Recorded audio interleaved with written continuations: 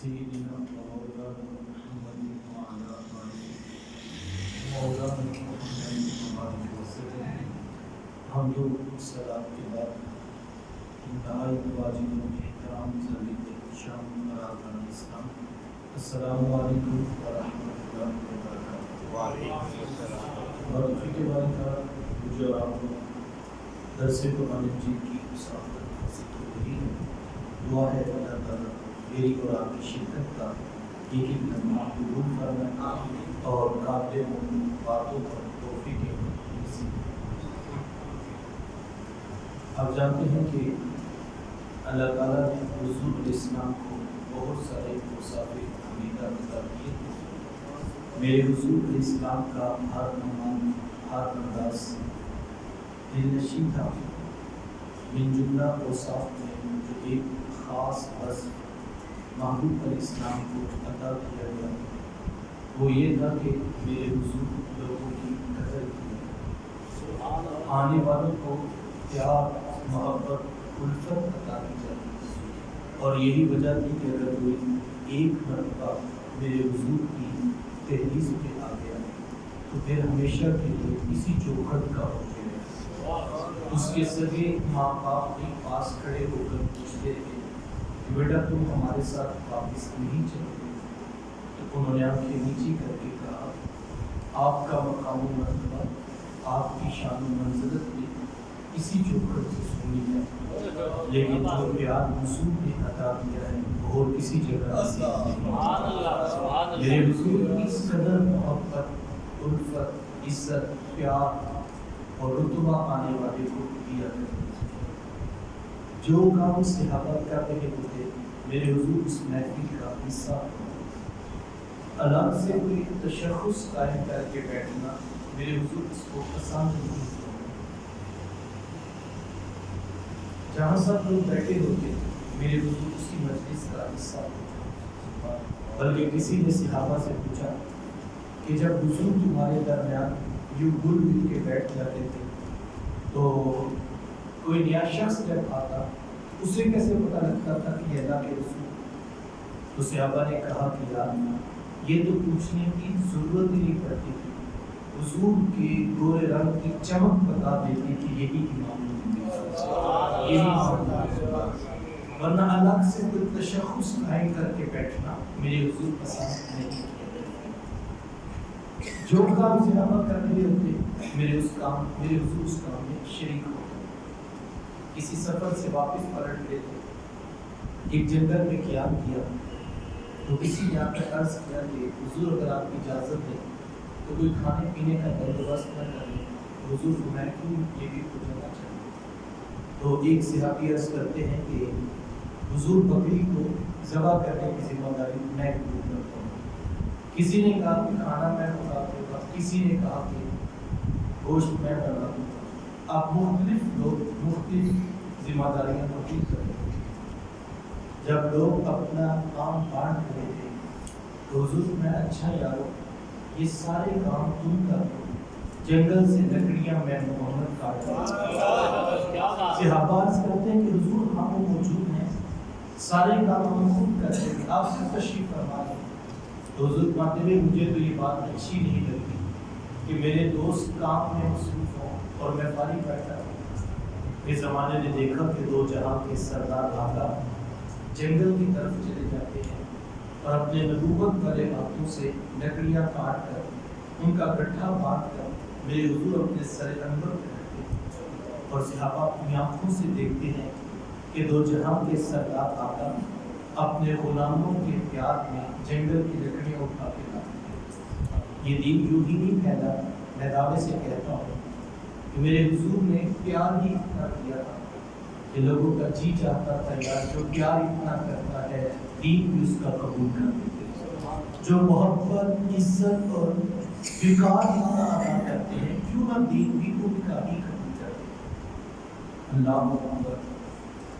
حضرت معاذ بن جبل رضی اللہ عنہ آقا کریم اسلام کا گلی سے گزر ہوا تو وہ جانور ذبح کیا تھا اور بکرے کی کھال کو کاٹ لیا. اور آپ جانتے ہیں کہ یہ انتہائی مشکل اور ایک ٹیکنیکل کام ہے. ہمارے یہاں بھی عید قربان پر ہر کوئی کہہ رہا ہوتا ہے بس آل کروا دو، باقی سارا کام ہے خود کر لو، کیونکہ یہ ایک مشکل کام ہے، ٹیکنیکل کام ہے۔ اب حضرت معاذ رضی اللہ تعالیٰ عنہ نے کام شروع تو کر دیا، لیکن پریشان تھے کہ اب کیا کریں۔ اور یہ تو آپ جانتے ہی ہیں کہ جب امتی پریشان ہو تو آپ کا تو تشریف لے ہی آیا کرتے ہیں۔ گلی سے میرے حضور علیہ السلام کا گزر ہوا، آقا کریم علیہ السلام نے دیکھا کہ حضرت معاذ کچھ پریشان ہیں، تو میرے حضور آگے بڑھے اور حضور میں معاذ بکرے کی کھال اس طرح تو نہیں اتارتے ہیں، ذرا پیچھے ہٹیے نا، میں آپ کو اتارنا سکھاتا ہوں۔ پھر سارے بکرے کی کھال میرے حضور خود اپنے مبارک ہاتھوں سے اتارتے ہیں اور ساتھ ساتھ بتاتے ہیں کہ معاذ یہاں سے ایسے اتارتے ہیں تو یہاں سے ایسے اتارتے ہیں۔ یا ہم اپنے اندر اترے کرنے کے لیے ہم روڈ سے گزر رہے ہوں، کسی دوست کی بائک پنکچر ہو جائے یا خراب ہو جائے، ہماری نظر بھی پڑ جائے تو ہم کہتے ہیں ہمارا وقت بڑا قیمتی ہے، اب کون ہے جو اس کے ساتھ 1.5 گھنٹہ کٹے گا، تو ذرا غور تو کیجیے، کائنات میں میرے حضور سے بھی زیادہ قیمتی وقت کسی کا ہے، لیکن میرے حضور رک کر اپنے غلام کی مدد کرتے ہیں۔ کیوں؟ اس لیے کہ حضور جانتے تھے یہی چراغ جلیں گے تو بزم عالم میں محبت پھیلے گی۔ میرے حضور لوگوں کی قدر کیا کرتے۔ صحابی کا نام ہے حضرت جریر بن عبداللہ رضی اللہ عنہ۔ مجلس رسول لگی ہے، صحابہ بیٹھے ہیں، تو کسی وجہ سے مجلس پہ پہنچنے میں تاخیر ہوئی۔ جیسے پہنچے اور جا کے دروازہ کھولا تو پورا کمرہ کھچا کھچ لوگوں سے بھرا ہوا اور ایک شخص کے بیٹھنے کی بھی گنجائش باقی نہیں۔ خیال آیا کہ چلو میں یہی نیچے زمین پر بیٹھتا ہوں۔ آداب مجلس بھی یہی ہے، جو پہلے آئے وہ آگے بیٹھے اور جو بعد آئے وہ پیچھے بیٹھے۔ لوگوں کی گردنیں پھیلا کر آگے آنے سے منع کیا، اور اس عنوان پر اتنی سخت روایت ہے کہ فرمایا گیا کہ جو شخص جمعہ کے دن لوگوں کی گردنیں پھیلا کر آگے آیا گویا کہ اس نے جہنم کی تفصیل پر اتنا سخت۔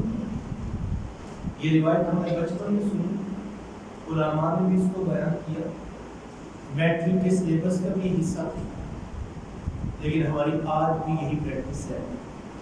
1:45 ہو گئے ہیں، پوری مسجد کھچا کھچ لوگوں سے بھری ہوئی ہے، ایک شخص پیچھے سے لامتا ہوا آ کر پہلے صف میں بیٹھ جاتا ہے۔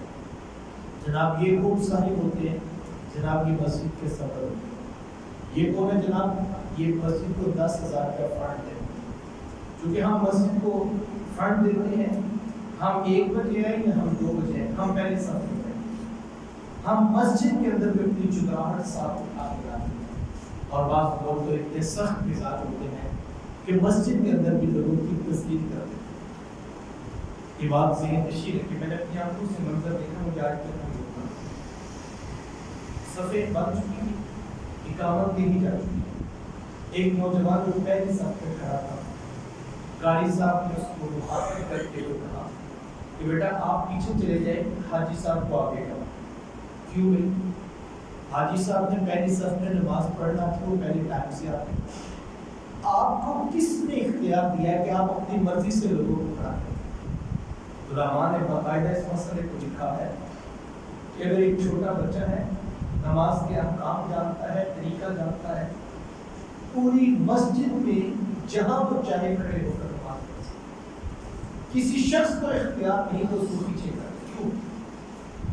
کہا اس لیے کہ اب وہ اس قابل ہو چکا ہے کہ اس کے دل کا تعلق عرش کے رحمان سے جڑ چکا ہے۔ اب اس کو اب وہ بھی اتنا بہت بڑا جتنا ایک دوسرا نمازی ہے۔ آپ کو لگ رہا ہوگا یہ 14-15 سال کا ہے، ابھی اس کی عمر نہیں ہوئی، لیکن وہ پہلی صف پہ کھڑا، امام کے پیچھے بھی کھڑا ہو سکتا ہے، کیونکہ دیکھو سادہ سی بات ہے، وہ اللہ کا بلایا ہوا مہمان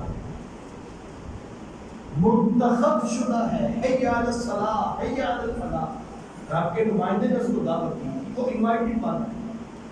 دیکھو میرے گھر میں 4, 6, 8 لوگ آئے ہوں اور ایک شخص دوسرے کو کہے آپ نے یہاں نہیں بیٹھنا، آپ یہاں بیٹھے، میں اس بات کو برداشت کرتا ہوں، آپ اس بات کو قبول کرتے ہیں؟ بلکہ ہم نے دیکھا بعض اوقات شادی بیاہ کی تقاریب میں دو لوگوں کا آپس میں اختلاف ہوتا ہے اور پروگرام کے دوران وہ اپنا اختلاف بیان کرنا چاہیں تو میزبان آگے بڑھتا ہے اور کہتا ہے جناب آپ یہ اختلاف اپنا گھر جا کے حل کیجیے گا، میرے لیے یہ بھی معتبر ہے، میرے لیے یہ بھی معتبر ہے، چونکہ میں آج ان کا میزبان اور یہ میرے مہمان۔ یہ اصول ہے، یہ ضابطہ ہے کہ میزبان برداشت نہیں کرتا کہ میرے گھر میں آئے ہوئے شخص کی کوئی شخص تذلیل کیوں کر دے۔ یہ میری غیرت ہے، یہ آپ کی عزت ہے کہ ہم گھر میں آئے ہوئے مہمان کی تذلیل برداشت نہیں کرتے۔ یار کیا خیال ہے جو اللہ کے گھر میں مہمان آپ کے پہلے آپ کے ساتھ میں بیٹھا ہے اور کوئی شخص اس کو صرف اس لیے اٹھا کے پیچھے کر دے کہ وہ غریب ہے، یا اس لیے اٹھا کے اس کو پیچھے کر دیا جائے کہ اس نے کل لگے کپڑے نہیں پہنے، تو یہ انتہائی جو زیادتی ہے۔ اسلام نے عزت دی ہے، اسلام نے آنے والے کو مقام محبت میں بتایا اور اس کو پیار الفت کے ساتھ دین کی دعوت دی، اور یہ اسلام کی بنیادی تعلیم ہے۔ ان اکرمکم عند اللہ اتقاکم، اللہ کے ہاں وہی معتبر ہے جو زیادہ تقوی ہے۔ آپ اٹھائیں گے اسلام کے خلاف جو کہ اعتراضات کفار مکہ اٹھاتے تھے، ان میں سے ایک اعتراض یہ بھی کرتے تھے کہ ہم بھی آپ کا پیغام سنتے ہیں، ہم بھی آپ کی بات سنتے ہیں، لیکن ہماری ایک شرط ہے کہ پہلے اپنے قریب سے بلال کو آئیے۔ یہ کیا بات ہوئی، جس صف میں مکے کا رئیس بیٹھے گا اسی صف میں آ کے غلام بیٹھے، ایسے نہیں ہوگا، پہلے ان کو اٹھائیں، ہمارے بھی الگ سے مسند رکھ کے بات سننے کے لیے تیار۔ ابھی میرے محبوب علیہ السلام نے جواب دینا تھا کہ رب کا پیغام آ گیا، محبوب کوئی آتا ہے تو آئے، کوئی نہیں آتا تو نہ آئے، بلال آپ کے نیڑے لا کے بیٹھے، بلال کو نہیں اٹھانا، صہیب کو نہیں اٹھانا، یہ غریب ہو سکتے ہیں لیکن محبوب تیرے پیار میں پکی ہے، تیری محبت میں یہ تجھے تلاش کرتی ہے۔ تو حضور علیہ السلام کا بھی دیکھو شخص کا نام ہے اسود، رنگ کا کالا اور ذات کا غلام، رنگت کی سیاہی تو ذات کی غلامی کی وجہ سے کوئی اس کو پاس نہیں بٹھا، لوگ اس کو دیکھ کے روک دیتے تھے۔ ایک دن ٹوٹا دل لے کر تیرے حبیب پہ آ بیٹھا اور آ کر اپنے سادہ لہجے میں عرض کرتا ہے کہ حضور جی اگر اسود ایمان لے آئے تو اسود کو کیا ملے، میرے حضور چاہتے تو جنت کی خوشخبری سنا دیتے، میرے حضور چاہتے تو جہنم سے آزادی کی خبر بتا دیتے، لیکن پاک سینوں کے درد جاننے والے رسول حضور جانتے تھے اسود کو بھی جنت کی خوشی نہیں، نہ ہی اسود کو بھی جہنم سے آزادی کا بوئدہ رحمت چاہیے، اسود تو کسی اور درد میں تڑپ رہا ہے۔ عرض کی حضور اگر اسود ایمان لے آئے تو اسود کو کیا ملے گا، میرے حضور مسکرا کے فرمایا جو ابو بکر و عمر کو ملا وہی اسود کو ملے گا، اور اگر اسود پہلے آ گیا وہ پہلی صف پہ بیٹھے گا، ابو بکر پچھلی صف پہ بیٹھے گا، کوئی اتھارٹی نہیں، یہ ذات کا غلام ہے، اس کو پیچھے کر دیا جائے۔ یہ حضور کی چوکھٹ ہے جو عزت تقوی کی بنیاد پر ادا کرتی ہے۔ تو ہمیں اس مزاج کو شریعت کے ضابطے کو سمجھ لینا چاہیے اور ہمیشہ تقوی کی بنیاد پر، علم کی بنیاد پر لوگوں کو عزت اور وقار عطا کرنا چاہیے۔ خیر وہ تو صحابی رسول تھے، جیسے مجلس میں داخل ہوئے اور دیکھا کہ پورا کمرہ کھچا کھچ لوگوں سے بھرا ہے اور ایک شخص کے بیٹھنے کی بھی گنجائش نہیں، تو سوچا کہ چلو یہی نیچے زمین پر بیٹھنے ہی لگے تھے، میرے حضور کی نگاہیں کرم ہو گئی۔ آقا کریم علیہ السلام نے جلدی جلدی اپنے کندھوں سے چادر اتار کر ان کی طرف پھینکتے ہوئے فرمایا جریر بن عبداللہ نیچے زمین پر نہ بیٹھنا، یہ چادر بچھا لو، اس کے اوپر بیٹھو۔ کتنی بڑی عزت، کتنا بڑا وقار ہے جو اللہ کے رسول صلی اللہ علیہ وآلہ وسلم نے عطا کیا۔ آج میری بھی یہ خواہش ہے، یہ آپ کی بھی آرزو ہوگی کہ ہماری مسجدیں آباد ہو جائیں، ہمارے ساتھ لوگ دین کا پیغام لے کر آگے بڑھیں، تو اس کے لیے مجھے اور آپ کو پیار اور محبت کے بازو پھیلانا ہوگی۔ یہ دین کال بھی محبت کے ساتھ آگے بڑھا تھا، یہ دین آج بھی پیار کی شمع روشن کرنے سے منزل کی طرف بڑھ رہا ہے. مجھے اور آپ کو اپنے انداز معاشرت میں غور کرنا. جب آپ لوگوں کو عزت پیار محبت کے ساتھ بلائیں گے لوگوں کے دلوں میں آپ کا پیار پیدا ہوگا, دین کی محبت پیدا ہوگی. اور یہ ایک وہ بنیادی چیز ہے جو سیرت رسول ہمیں سکھا. دوسری چیز جو حضور اسلام کی سیرت, ویسے تو ان کی ذات کا کیا کسی نے کہا تھا تیری حیات پاک کا ہر لمحہ پیغمبر لگے. حضور کی تو ذات والا شان اتنی بلند ہے کہ ہر ادا جو ہے محبوب کی انسانیت کے لیے رشت و ہدایت کا روشن نظام ہے. لیکن دوسری چیز جو میں آپ کے سامنے رکھنا چاہوں گا وہ حضور اسلام کا اعلان نبوت اور دعوت توحید کا دوسرا انداز نہ دیکھیے. جس وقت آقا کریم علیہ السلام نے لوگوں کو جمع کیا اور کہا کہ لوگوں مجھے یہ بتاؤ, اگر میں یہ کہوں کہ اس پہاڑ کے پیچھے سے ایک لشکر ہے جو تمہارے اوپر حملہ آور ہونے والا ہے, تو کیا تم میری بات پر یقین کر لو گے؟ تو سب نے بیعت زباں ہو کر کہا ہمیں وہ لشکر نظر نہ بھی آیا تو ہم کہیں گے ہم اندھے ہیں آپ سے. کہا اتنا یقین میری صداقت پر, کہا اس سے بھی زیادہ ہے. تو کہا پھر میں ہی کہتا ہوں ہمارے یہ بت جھوٹے ہیں اور میرا وقت و داش یہ خدا سچا ہے. سبحان اللہ. یہ پہلی توحید کی دعوت ہے جو باقاعدہ طور پر اعلان کر کے حضور اسلام نے لوگوں کو جمع کر کے سنایا. اب اتنی بڑی بات لوگوں کے قائد و نظریات میں ایک تزلزل پیدا ہوا اور لوگ سوچو بچار میں مشغول ہو گئے. کسی نے سر جھکا لیا اور کوئی سوچ میں پڑ گیا. یا کل تک جس شخص نے بندوں سے جھوٹ نہیں بولا آج رب کے بارے میں جھوٹ کیسے بول سکتا؟ لوگ سوچ رہے تھے, ہر طرح کے لوگ ہوتے ہیں, کوئی سوچ رہا ہے, کوئی تصدیق کر رہا ہے, کوئی خاموش ہو چکا. کسی نے آگے بڑھ کر کہا کہ اس بات کی کیا دلیل ہے کہ یہ 360 بت جھوٹے ہیں, آپ کا وحدہ و لا شریک خدا سچا ہے. اس بات کی کیا دلیل ہے؟ اب کائنات عالم کی توحید پر دلیل پوچھی جا رہی ہے. میرے حضور علیہ السلام کے پاس آپشن موجود تھا. حضور چاند کی طرف انگلی کا اشارہ کرتے, چاند ٹکڑے ہو کے قدموں میں گرتا, محبوب کی نبوت کی گواہی پیش کرتا. یہ ایک آپشن موجود تھا کہ حجر و شجر کو بلا کر گواہی کروا دیا. یہ آپشن موجود تھا کہ میرے حضور جو ہے وہ پتھروں سے گواہی کروا دیتے. ایسا ہوا ہے پتھروں نے حضور علیہ السلام کی نبوت کی گواہی. ایسا ہوا ہے کہ جانوروں نے محبوب کے نبوت کے اعلان کیے ہیں. لیکن یہ آپشن موجود تھے. لیکن میرے حضور علیہ السلام نے کیا فرمایا؟ پوچھنے والا پوچھتا ہے اس بات کی کیا دلیل ہے کہ یہ بت جھوٹے ہیں اور آپ کا وحدہ و لا شریک خدا سچا ہے. حضور میں دلیل پوچھتے, کہا جی دلیل پوچھتے. کہا مجھے بتاؤ میری زندگی کے 40 سال تمہارے درمیان ہی گزرے, کہیں پر جھول, کہیں پہ کوئی لچک, کہیں پہ کوئی فریب, کوئی دھوکہ ہے تو نکال کے بتاؤ. اب یہ وہ کائنات عالم میں توحید کی وہ دلیل ہے جس پر ہر شخص خاموش ہو.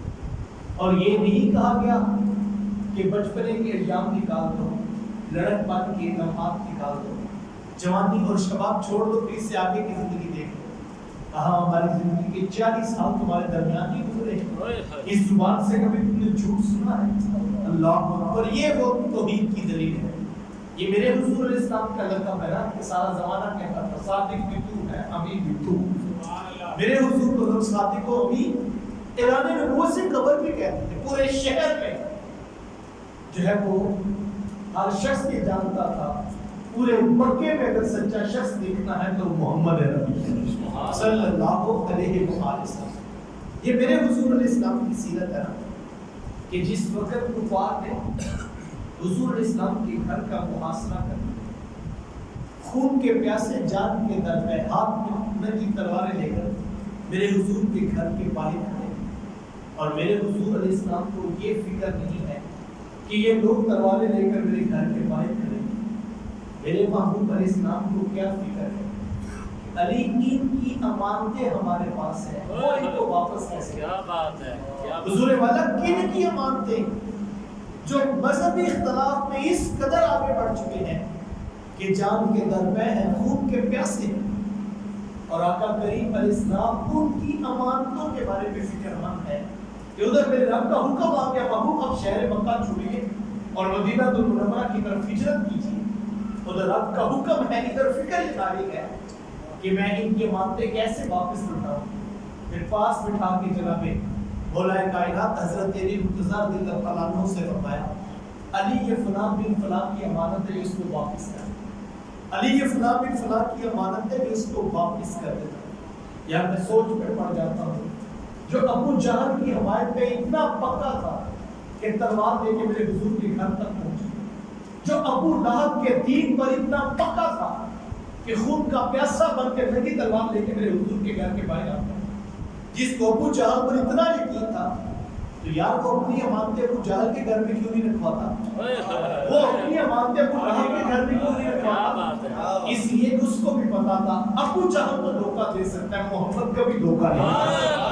یہ ہے میرے رسول کی سیرت، یہ ہے میرے آقا کریم اسلام کی ذات کہ اختلاف ہو گیا۔ لوگ جو ہے اتنا یقین تھا ان کو کہ مذہب کا اختلاف ہے، ہم نے تلوار اٹھائی ہے، لیکن یہ نہیں ہو سکتا کہ اس اختلاف کی بنیاد پر محمد عربی صلی اللہ علیہ وسلم ہماری امانت میں کوئی خیانت کریں گے۔ لوگوں کو یقین کتنا اللہ اکبر۔ تو میں آج دیکھوں میں کہاں پہ کھڑا ہوں، آپ اپنے اندر اتنے ہم کہاں پہ کھڑے ہیں۔ وہاں مذہب کا اختلاف، کفر اور اسلام کا اختلاف، اور اختلاف اتنا بڑھ گیا کہ لوگ خون کے پیاسے بن کے تلواریں لے کر کھڑے ہیں۔ لیکن کسی ایک شخص کے ذہن میں یہ سوال پیدا نہیں ہوتا کہ حضور یہ ہمیں شہید کرنا چاہتے ہیں اور ان کی امانتیں ہمارے پاس اور ہم جا بھی رہے ہیں۔ کوئی دوسرا خیال بھی کسی شخص کے ذہن میں نہیں ہوتا۔ یہ وہ بنیاد ہے جس پر اسلام کھڑا ہے، یہ وہ بنیاد ہے جس پر اسلام کھڑا ہے۔ اور ہماری حالت کیا ہے؟ چھوٹے بھائی نے ہماری بات تسلیم نہ کی، بڑے سے ہمارا اختلاف ہو گیا، تو ہم نے کہا چلو ٹھیک ہے، رجسٹری پر تو میرا نام ہے، میں دیکھتا ہوں پھر تم لوگ میں سے حصہ کیسے نہیں کرتے۔ سگے بھائی حصہ دینے کے لیے تیار نہیں ہوتے۔ اختلاف کیا ہے کہ ہماری بات نہیں مانتے، اختلاف کیا ہے اس نے ہمارے کہنے پر فلاں کام نہیں کیا، بس آج کے بعد اس کے ساتھ تعلق ختم ہوا تو ہمیں رجسٹریاں بھی اپنے قبضے میں کریں۔ یہ اسلام کا مزاج ہے۔ میرے حضور کی سیرت کیا بتاتی ہے؟ آقا کریم علیہ السلام کا دین ہمیں یہ بتاتا ہے۔ شخص کا نام ہے حضرت حذیفہ بن یمان رضی اللہ عنہ، مکہ المکرمہ سے مدینہ المنورہ کی طرف آ رہے، رستے میں کفار نے پکڑ لیا، سامان چھین لیا، کدھر جا رہے ہو؟ کہاں میں مدینہ المنورہ جا، تو کہا کہ ایک شرط پر تمہیں چھوڑیں گے۔ کہا وہ کیا؟ کہا وعدہ کرو کہ مکے میں مدینے میں جا کر اسلامی لشکر میں تم شامل نہیں ہو۔ انہوں نے وعدہ کیا، انہوں نے سامان واپس کر، لیکن جیسے ہی حضرت حذیفہ بن یمان رضی اللہ تعالیٰ شہر مدینہ میں داخل ہوئے تو یہ وہ موقع تھا جب صحابہ بدر کی تیاریوں میں مصروف تھے۔ شوق فراغت تھا، جہاد کا جذبہ تھا، تو جلدی جلدی گھر گئے اور جا کر تیاری کی، سامان رکھا، آ کر اسلامی لشکر میں شامل ہوئے۔ میرے محبوب علیہ السلام کی خبر پہنچی کہ حذیفہ رضی اللہ تعالیٰ عنہ تشریف لائے۔ آقا کریم اسلام نے پاس بلایا اور حضور میں حذیفہ وہاں پر وعدہ کیا تھا نا کہ میں جا کے اسلامی لشکر میں شامل ہوں۔ جی حضور میں نے وعدہ کیا۔ فرمایا کہ حذیفہ پھر آپ یہاں پر کیوں آگے ہیں؟ آپ یہیں سے واپس چلے جائیے۔ عرض کی حضور جی وہ تو کافر ہیں۔ حضور میں ہاں حذیفہ، میں محمد کافروں سے کیے ہوئے وعدے بھی پورے کرتا ہوں۔ یہ ہے اسلام، جس بنیاد پر حضور نے امت کو کھڑا کیا وہ اسلام کی بنیاد۔ سرے راہ گزرتے ہوئے شخص سے وعدہ ہو جاتا اور اس نے کہا حضور آپ یہیں پر کھڑے ہو، میں تھوڑی دیر تک آتا ہوں۔ جانے والا جا کر بھول گیا۔ ایک دن، 2 دن، 3 دن گزر گئے۔ 3 دن کے بعد اس شخص کا وہیں سے گزر ہوا اور اس نے دیکھا کہ اللہ کے رسول تشریف فرما، تو اس کو اپنا بھولا ہوا وعدہ یاد آیا، ہاتھ جوڑ کر معذرت کرتا ہے کہ حضور جی میں جا کر بھول گیا تھا، تو حضور میں صاحب تو نے ہمیں مشقت میں ڈال دیا تھا، صرف اتنا جملہ کہا یا جس امت کو ان کے رسول نے 3 دن تک انتظار کر وعدے کی پاسداری سکھائی ہو، وہ امت وعدہ پورا کرنا بھول جائے، سوچنے کی ضرورت ہے۔ مجھے اور آپ کو اس بات پر غور، قرب قیامت کے فتنوں میں، قرب قیامت کی نشانیوں میں یہ بات دکھائی گئی کہ لوگوں پر ایک ایسا وقت آ جائے گا کہ لوگ مثال دے کر فلاں قبیلے میں ایک شخص امان ہوگا، کہیں پہ کوئی شخص نہیں ہوگا۔ آج آپ پوچھیں کسی سے، ہر بندہ یہ کہتا ہے جی سچا بندہ ملتا ہے، ہر شخص یہ کہتا وہ دکھائی دیتا ہے، چھوڑ دو جی بس بات ہو، وہ امانت، وہ دیانت، وہ سچائی، وہ عفایہ ہے، وہ ختم ہو گیا تھا۔ بس میرا سادہ سا سوال ہے، آپ کتنے لوگ بیٹھے؟ میں کہتا ہوں آج کے اس درس قرآن سے اگر آپ یہی محنت کریں کہ ہم 100% سچ کے ساتھ زندگی گزاریں، جانتے ہیں کتنا بڑا انقلاب؟ اگر آپ 50 لوگ ہیں اور ایک شخص سے اگر ایک دن میں 10 بندے سلام دیتے ہیں تو آپ کے اس محلے میں، آپ کے اس علاقے میں 500 لوگ 500 گھروں میں بیٹھ کر رات کو دعوے سے کہہ سکتے ہیں آج ہم نے اپنی آنکھوں سے سچوں کو دیکھا بھی ہے، سچوں سے سلام۔ یار ایک شخص سچ بولنا شروع کر، مثال دیجیے گا، میں اگر سچ بولنے کا اہم ہے، میں بیٹا ہوں تو میرے باپ کو مبارک ہو، اس کو سچا بیٹا بھی، اگر میں باپ ہوں تو میرے بچوں کو مبارک ہو، ان کو سچا باپ ہے، اگر میں بھتیجا ہوں تو میرے چچا کو مبارک ہو، ان کو سچا بھتیجا کہتے ہیں، اگر میں چچا ہوں تو میرے بھتیجوں کو مبارک ہو، ان کو سچا چاچا کہتے ہیں، میں اگر امام ہوں اور میں سچا ہوں تو میرے مقتدیوں کو مبارک ہو، ان کو سچا امام ہے، اگر میں مقتدی ہوں اور میں سچ بولتا ہوں تو میرے امام کو مبارک ہو، اس کو ایک سچا مقتدی مل گیا ہے۔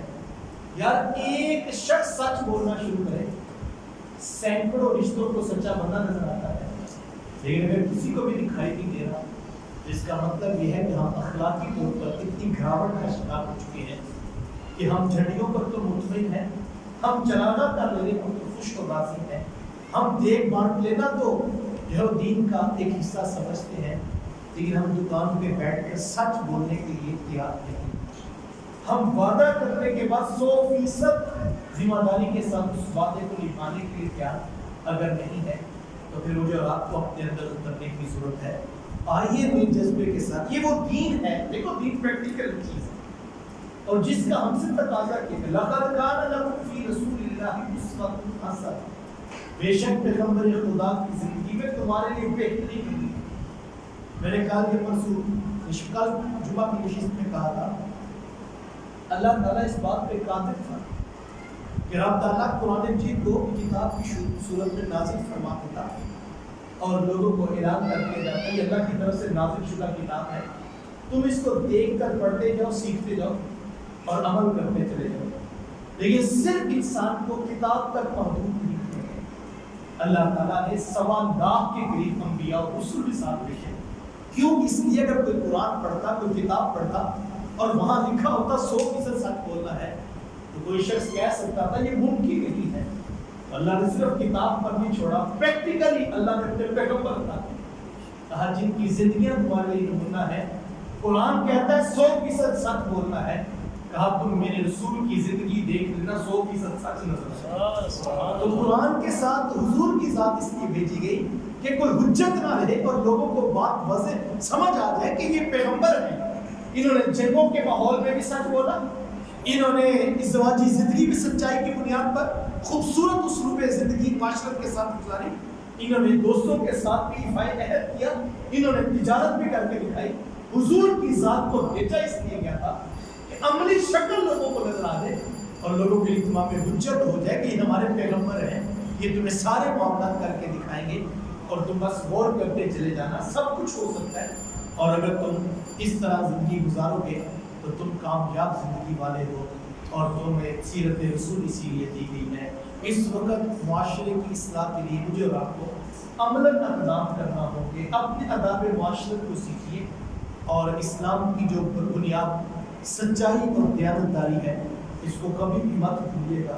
اسلام کی بنیاد میں یہ چیزیں رکھی گئی ہیں تاکہ آنے والے دور کے مسلمان ہمیشہ ان سے روشنی حاصل کر سکیں۔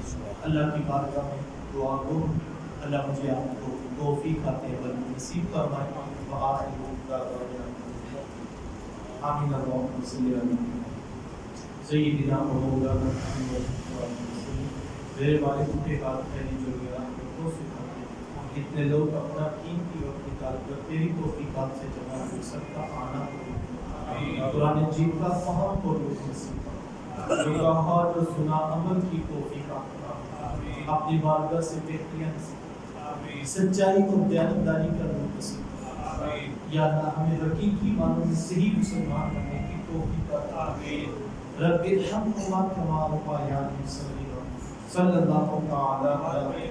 یا اللہ ہمارے بیماروں کو شفا عطا یا اللہ بالخصوص ہمارے سیلاب زدگان بھائی جو اس وقت بھی کھلے آسمان کے نیچے مدد کے لیے منتظر ہیں، یا اللہ ان کے لیے اچھے اسباب نصیب بہتریاں نصیب صلی اللہ تعالی علیہ